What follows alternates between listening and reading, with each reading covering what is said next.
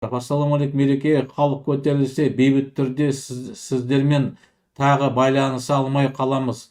Билік халық көбейсе газбен атып ашуландырады, одан халық ашуланады, қырылыс өлімге барады. Қалай шешсек? Қалай шешсек дегенде тағы да қайталаймын. Бірінші, саясаткерлер, саяси ұйым, платформа, штаб, содан кейін халық қолдап нету керек. Ал жаңағындай халық шықты, аударды, бетті деген жақсылық қалып бармайды. Ол жерде жаңағындай жеке армандарын дайын бөлек, басқа агенттер дайын, бұрып алып кетеді. Сондықтан ақылмен осы.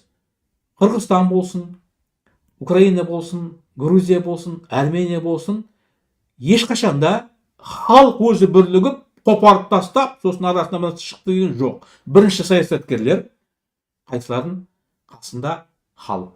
Бізде әрине ерекшелігі бар, біз сол мемлекетте сияқты, сол Қазақстанда халықтың арасында бола алмаймыз. Мінекей, Құдайдың берген интернетін пайдалануымыз керек. Кезіндегі Ленин, Троцкий, Зиновьев революцияны қалай жасады? Ресейде отырып жасаған жоқ қой. Шетелде 17 жыл жұмыс жасап, Искра, Правда газеттерін таратып, өздеріне халықтың бетін бұрып, содан кейін жасалды. Енді бізде олар емес қой, бізде мысалы басқа неде біз азаттық күрестің тақырыбын көтеріп жатырмыз. Оларда басқа.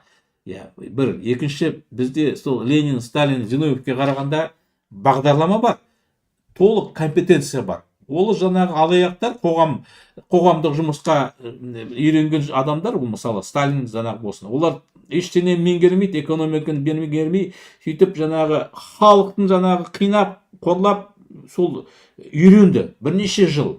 Экономиканы қойғанша. Ол экономиканың өзі түрі қорқынышты, бұл жаңағы рабовладельский строй дейді, социалистический. Түрмеге отырғызып жасатты бәрін, түрмеге.